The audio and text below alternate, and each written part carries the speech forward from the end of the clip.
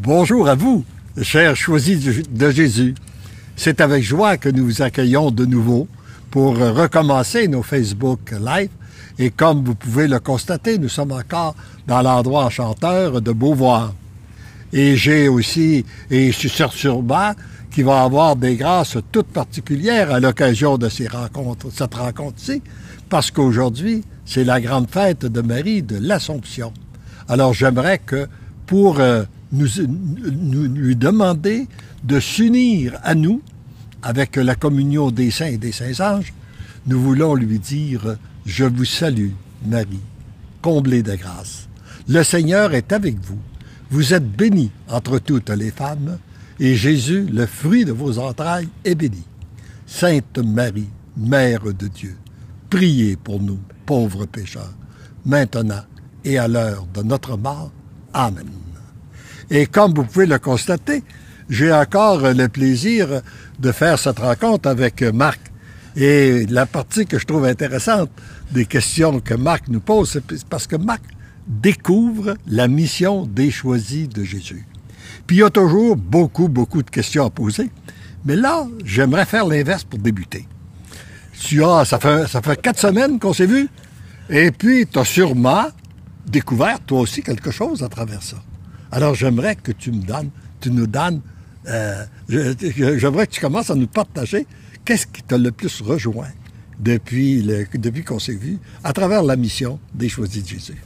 Tout d'abord, j'ai la chance, je vous dirais que 4 semaines de vacances, je pensais jamais dire ça un jour dans ma vie. 4 semaines de vacances, c'est long. Alors, je suis très heureux de vous revoir et de participer à cet exercice de nouveau avec vous, de renouer. Et alors, aujourd'hui, on est également choyés parce qu'on a le soleil cet été au Québec. On n'a pas eu une température très lumineuse. Donc, on est choyés à plus d'un niveau. Écoutez, chacun de vos messages est une révélation pour moi, m'apporte quelque chose. Et ce que je trouve fascinant là-dedans, c'est que au début, comme j'en parlais à un moment donné avec vous, j'ai commencé par les lire un après l'autre. Et là, après ça, j'ai changé ma tactique. Je me suis dit, à un moment donné dans la journée, dans la semaine, plusieurs fois par jour, au hasard, j'en choisis un. Et il m'est arrivé quelque chose dans les 4 dernières semaines, un moment pas nécessairement joyeux et agréable. Disons qu'un genre d'épisode dont on se passerait. Et j'ai votre livre assez souvent, même pratiquement tout le temps dans mon sac. Et j'ai ouvert le livre et je suis tombé au message 147. Et c'est vraiment un hasard. Je prends soin de le dire. C'est pas arrangé avec le gars des vues. Et là, je suis tombé au message dont le titre est « Tu peux donc t'abandonner toujours plus totalement à moi et m'abandonner toutes tes préoccupations. » Alors là, ça frappe un peu, là. Comme on dit en bon québécois, ça fesse dans le dash. Et là, tout à coup, soudainement, j'ai senti comme une espèce d'enveloppement, de sentiment qui... Je ne sais pas comment le décrire. C'est un peu indescriptible. C'est chaud, c'est confortable, c'est réconfortant et ça nous amène à nous détacher de la préoccupation et de la douleur et du stress qui y est associé. Alors ça m'a beaucoup... ça m'a secoué. Vous avouez que ça m'a secoué. Puis, aussi dans ce message-là, quand le Seigneur vous dit « Plus tu regardes ce que j'ai accompli dans le passé, plus tu es capable de voir ce que j'accomplis en ce moment et plus tu es capable de me faire confiance dans le futur. » Ben, c'est vrai quand on pense à ça, M. Lachance, que quand on regarde le chemin qu'on a parcouru, ça permet de relativiser les difficultés qu'on vit, les épreuves qu'on traverse, et j'ai trouvé ça très interpellant. Donc, j'avais hâte de vous voir, là. Là, quand vous me posez la question, ben, on a l'impression que vous avez lu dans mes pensées. Donc, voilà, nos pensées communiquent. C'est intéressant. Alors c'est très beau. C'est sûrement que ça va te permettre de vivre aussi un des enseignements qu'on retrouve dans le bonheur des biens, mais choisis Jésus, quand le Seigneur dit « Je n'ai pas d'objection que tu t'occupes. Ce que je ne veux pas, c'est que tu te préoccupes. » Alors là, il les a pris, tes préoccupations. Alors, à partir d'aujourd'hui, tu ne plus. Puis quand tu t'en sentiras monter une dans ton cœur, ben tu as déjà trouvé le chemin. Voilà. Tu le feras. Voilà. Hein? C'est merveilleux. Et je veux en profiter aussi pour dire que j'ai eu, samedi, j'ai rencontré quelqu'un qui m'a donné un témoignage. J'en reçois toujours une quantité. Le problème, c'est que je peux m'habituer à ça, de dire, ben oui, c'est comme ça que le Seigneur agit. Il est toujours... J'en ai eu un aussi en fin de semaine que j'ai trouvé très beau. Un type que je connaissais pas. Et puis, j'étais directeur d'une usine avec une grande responsabilité. Puis, un matin, faut que je rencontre 3 personnes. Puis les 3 personnes que j'ai à rencontrer, c'est tout de même des gens occupés. Je me demande, est-ce que je vais être capable de les rencontrer? Mon objectif de la journée, c'est de rencontrer ces 3 personnes-là. Alors, il dit là, j'ai dit, ouais, je vais expérimenter. Qu'est-ce qu'il y a dans ces volumes-là? Je demande à mon ange gardien de préparer ces rencontres-là pour l'entrevue, pour qu'on puisse se rencontrer dans la journée. Bien, il dit, à ma grande surprise, lorsque j'ai quitté ma voiture pour aller à mon bureau, j'ai rencontré ces 3 personnes-là. Je les ai croisées, je les avais vues avant même de m'asseoir dans mon bureau. Alors, j'ai trouvé ça formidable. Tout arrive à point. Tout arrive à point, puis ça me ramène à un autre de vos messages, le message 150, l'union des cœurs. Et là, vous avez touché une corde, parce que ce que vous abordez dans cette rencontre-là, c'est la simplicité d'un hasard qui, dans le fond, n'en est pas un. Parce que, bon, à un moment donné, il y a quelqu'un en haut qui fait le travail et qui s'assure de nous guider. Et ça se fait dans la simplicité. Il n'y a rien de compliqué. Vous m'avez déjà dit, puis ça, je m'en rappelle vivement, que quand ça vient du Seigneur, c'est pas compliqué. Et là, dans le message 150, là, quand vous parlez l'union des cœurs, qui a un très grand pouvoir sur le cœur, beaucoup plus, le cœur du Père, beaucoup plus que la quantité de prières formulées en vitesse. Ah ça, là, M. Lachance, là, vous avez touché une corde, là, parce que moi, j'ai toujours été... Tu sais, on a été élevés, on a été éduqués par des gens qui priaient, puis qui récitaient, puis qui en enfilaient un, puis qui en enfilaient l'autre. Et j'ai toujours eu un peu de difficulté parce que je me suis toujours dit, je me posais la question, où est la sincérité derrière ça? Et là, avec la notion d'union des cœurs, c'est venu répondre à ma question. Que j'ai l'impression qu'une prière bien sentie, bien unie, vaut plus que 50 qui sont envoyés à la va-vite. Oui, c'est ça, je suis tout à fait d'accord avec ça. C'est pas la quantité. C'est sûr que je pense que pour arriver dans cette rencontre d'intimité avec le Seigneur, on a besoin souvent de peut-être de réciter des prières formulées, tout ça. Mais ce qui est important, c'est le cœur à cœur avec Dieu. C'est qu'on se concentre vers lui, qu'on puisse lui rendre grâce, le louer.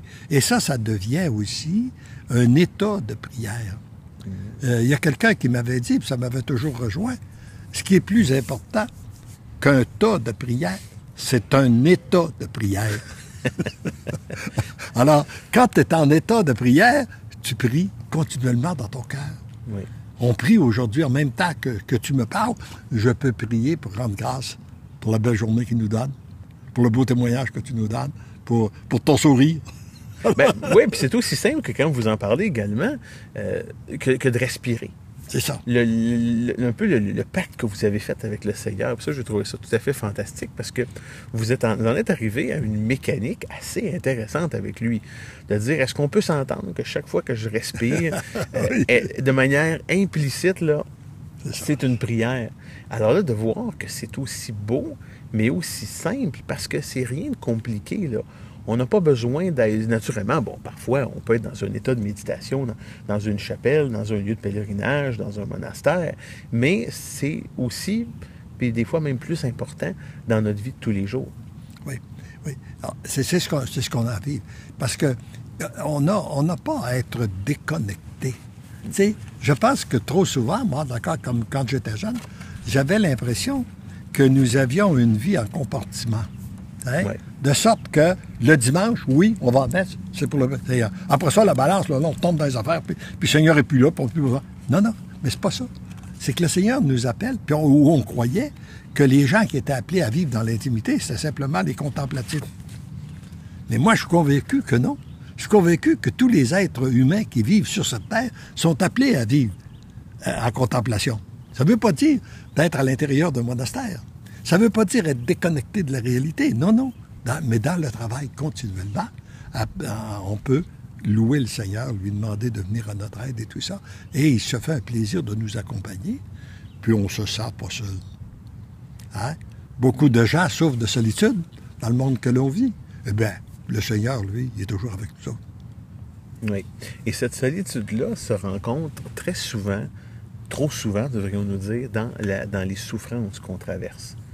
Et ça, quand vous parlez de la capacité à absorber la souffrance, de l'intégrer, plusieurs personnes, puis moi, je faisais partie de ces personnes-là au départ.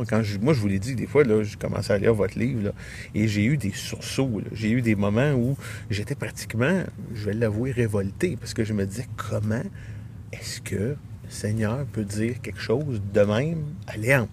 J'ai la chance. En fait. Dans ma tête, je ne vous appelais pas monsieur, mais bon. Et là, à un moment donné, j'en suis venu à réaliser, c'est un peu comme un escalier. Au début, je me suis dit, comment il peut oser? Comment il ose faire ça? Puis là, après, en prenant conscience de cette notion-là, d'absorber, d'encaisser la souffrance, de l'accepter, là, la marche suivante, c'était de comprendre, de l'accepter, mais en lui abandonnant ça et en laissant venir nous accompagner. Et ça, c'est le pas que plusieurs personnes ne franchissent pas. Oui. Et il a dit, parce que je pense qu'une souffrance accueillie, moi, comme en tout cas de mon expérience de vie, j'ai des souffrances accueillies qu'au moment où je les ai acceptées, elles ne sont plus revenues. Je n'ai pas vécu depuis 30 ans. Il y a des souffrances que je pense qu'il y a peut-être 30 ans, là. Puis qu'au moment où j'ai dit oui au Seigneur, si c'est ça la croix que tu me laisses, je la prends. Puis j'accueille toutes les souffrances que ça m'occasionne pour que ça soit, pour les associer à tes souffrances à toi, afin qu'elles soient, que par un miracle de ton amour, elles soient transformées en grâce et en bénédiction sur l'humanité et sur les gens qui me font souffrir. Hein? Alors, que quand Saint Paul dit « Je souffre dans ma chair », ce qui manque à la passion du Christ. Mais le Seigneur, non seulement il m'a enlevé cette souffrance-là, mais elle n'est pas revenue. L'éloigner. Il l'a éloigné. Hein? Alors donc, il y a là quelque chose, et je pense qu'une grande partie de nos souffrances sont de notre entêtement à faire notre volonté plutôt que de faire la volonté de Dieu. Vous pensez qu'on est entêté, vous, M. Lachance? Pas toi. Non, jamais. Pas toi, mais j'en connais qui le sont. Ah, ben là, vous me rassurez parce que je peux vous assurer que je suis... T'es docile. Toi, t'es docile. L'antithèse de l'entêtement. Vous pouvez demander à Audrey, elle va en témoigner très rapidement. Ah oui, mais je pense qu'elle est plus docile que toi, par exemple. Ben, vous voulez dire moins entêté. Non, plus docile. Mais ça, je trouve ça intéressant. On aime ça blaguer. Mais ce que je trouve intéressant dans tout ça, c'est, et ça m'amène à vous poser une question sur votre message 148. Sur, on reconnaît les 7 points d'amour véritable. Vous les exposez, puis je les trouve importants. Parce que quand on parle d'amour dans notre société aujourd'hui, il y a toujours un côté un peu superficiel. Hein? On aime les biens, on aime les gens quand ça va bien, on aime les choses qui nous font plaisir, on aime quand c'est pas trop compliqué. Mais quand ça devient, tu sais, quand vous dites, là, point 2, pour ne pas le citer, là, aucun sentiment négatif envers la personne en question ne vous habite. Ça, là, c'est pas facile. Là. Des fois, là, que le cheval a de la misère à rentrer dans la grange. Là. Oui. Et je pense que tout est grâce. Hein? Et c'est justement là, c'est que plus on s'approche de Dieu, qui est le centre même de l'amour, plus l'amour nous envahit et ça nous permet de changer notre regard. Au lieu d'avoir un regard critique sur la personne, puis vouloir être agressif, non, tu as un regard de compassion, parce qu'elle souffre. Elle souffre. Puis elle souffre parfois à cause de son péché. Elle ne peut pas se culpabiliser, elle ne peut pas se déculpabiliser des erreurs qu'elle a faites dans sa vie. Alors donc, et la seule solution, c'est l'amour. C'est comme quelqu'un me disait récemment, parce qu'il y avait eu certaines violences qui s'étaient passées dans sa famille, puis il y avait tout de même beaucoup d'amour. Et puis, il y a une personne qui dit, mais est-ce que cette violence-là va finir par détruire notre amour? Et moi, j'ai posé la question, est-ce que l'amour va finir par détruire la violence. C'est ce qu'on peut appeler... Alors, c'est qu'est-ce que produit l'amour pour moi? Il détruit la violence. C'est toute une prise de judo, ça. C'est toute une prise de judo. On apprend que M. Lachance a des talents, de judoka spirituel très, très développés. Ben, c'est tellement vrai. Puis ça m'amène aussi à une autre citation qui m'a frappé. Et puis ça, encore une fois, c'est radical. Parce que dans le monde d'aujourd'hui, la colère, l'amertume, la vengeance, l'espèce de moutarde qui nous monte dans le nez de réagir de manière très, je dirais pratiquement primitive. Mais là, vous dites, puis c'est le Seigneur qui vous dit, mais vous l'écrivez, il n'y aura donc plus de place chez toi pour des pensées, des gestes ou des paroles contraires à l'amour, telle la vantardise. Pas facile, ça. L'orgueil, encore moins facile. Mais ça, tu n'as pas. La critique, pratiquement impossible. Non, absolument, j'en ai pas. Moi non plus. Le dénigrement, le jugement, le mensonge, etc. Tu ne pourras même plus nourrir aucune pensée négative envers qui que ce soit. Ça, c'est une transformation extrême, là. C'est ça. Mais c'est ça, la transformation de l'amour. Oui, Et puis, lorsque personne va nourrir des pensées négatives contre qui que ce soit, il n'y aura plus de violence, il n'y aura plus de guerre, il n'y aura plus de division. C'est le règne d'amour de Dieu que Jésus est venu établir, qui est venu pour établir sur cette terre. Et pour ça, il faut qu'il commence par mon cœur. Il faut qu'il commence par ton cœur. Il faut qu'il commence par nos cœurs. C'est de cette façon-là que le règne d'amour va se faire. C'est un vaste projet. Mais c'est un beau projet. Oui. Puis on est réellement chanceux qu'il nous choisit pour en faire partie. Oui. Il aurait bien pu réaliser ça tout seul, mais il veut passer par nous autres pour que son amour s'étende sur la terre. Il veut passer par toi pour que son amour circule dans ta famille, dans ta maison. C'est pour ça que je disais vaste projet, M. Lachance. C'est pour ça que je disais vaste projet. Puis d'ailleurs, je me permets une parenthèse parce que je veux revenir par intérêt personnel, mais je veux revenir sur vos mémoires que j'espère que tous les auditeurs les ont lus. Sinon, faites-le dès maintenant. Il n'y a aucune trace. Quand on lit des mémoires, très souvent, on va constater une volonté de se justifier, une volonté de critiquer.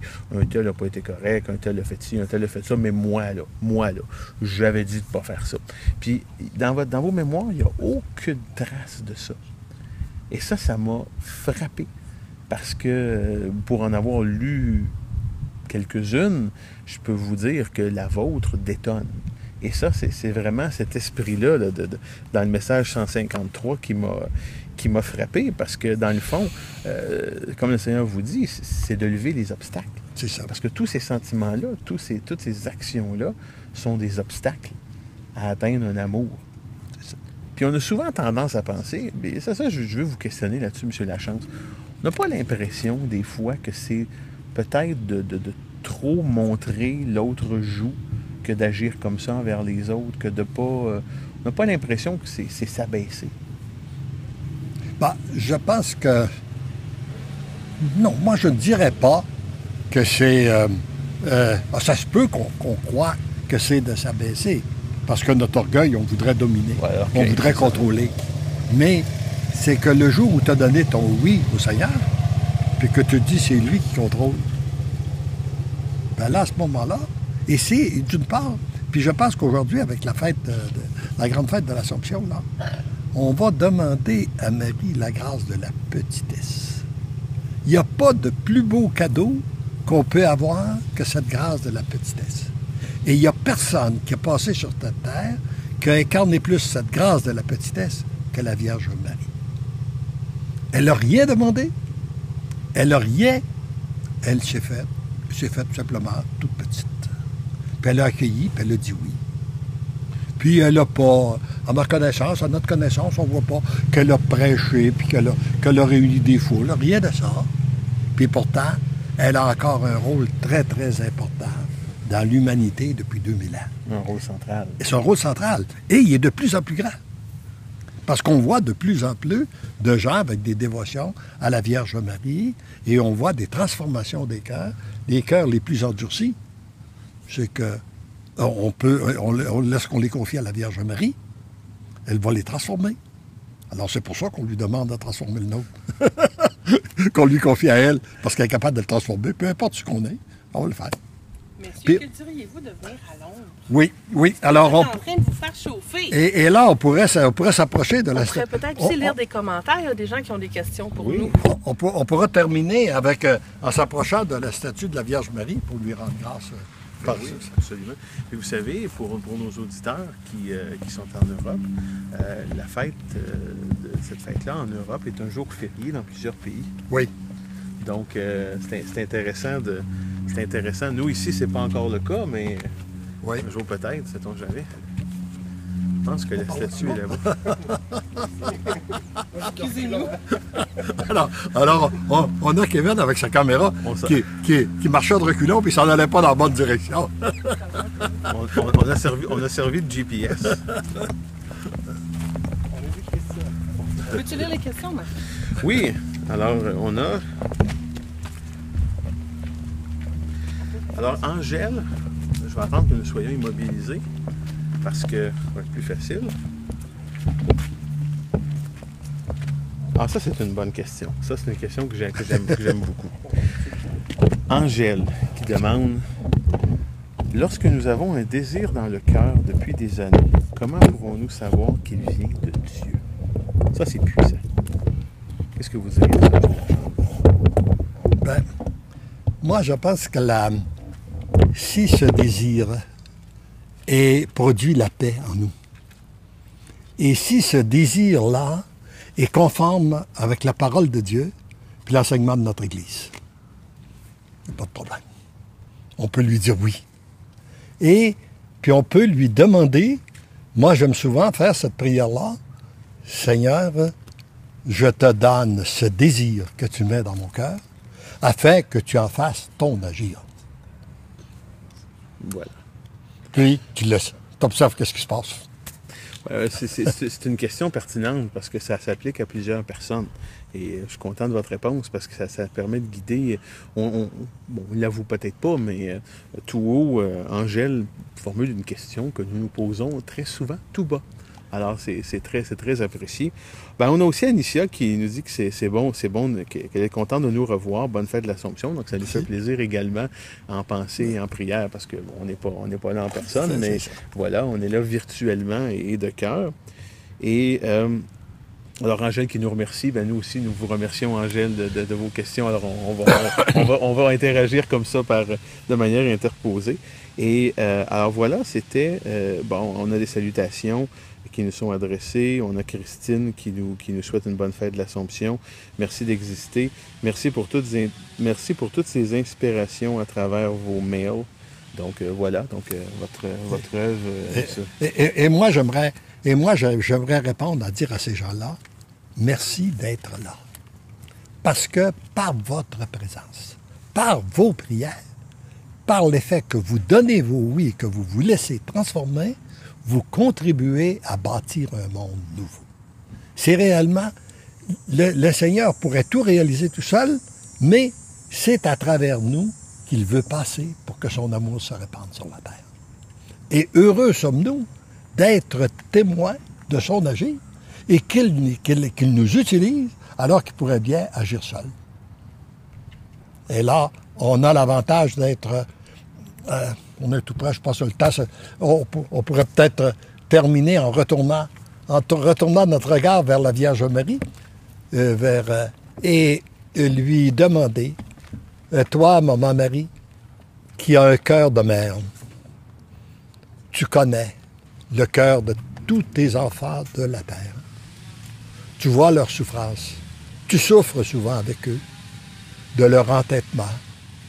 Eh bien, je te demande aujourd'hui, à l'occasion de ta fête, de venir pacifier tous ces cœurs-là, d'intercéder auprès de ton Fils Jésus et du Père pour que ces cœurs, je dirais, arrêtent d'être rebelles, pour devenir des enfants dociles entre les mains de Dieu. Et nous, avec notre cœur d'enfant, comme des tout-petits, nous voulons dire avec toi et te dire: je vous salue, Marie, comblée de grâce. Le Seigneur est avec vous. Vous êtes bénie entre toutes les femmes, Et Jésus, le fruit de vos entrailles, est béni. Sainte Marie, Mère de Dieu, priez pour nous, pauvres pécheurs, maintenant et à l'heure de notre mort. Amen. Et à la semaine prochaine. Regardez-nous. Ah oui. Et à la semaine prochaine. Et n'oubliez pas que vous êtes des instruments entre les mains de Dieu pour que son amour se répande sur cette terre. Et parce que l'amour vous aime, vous devenez l'amour.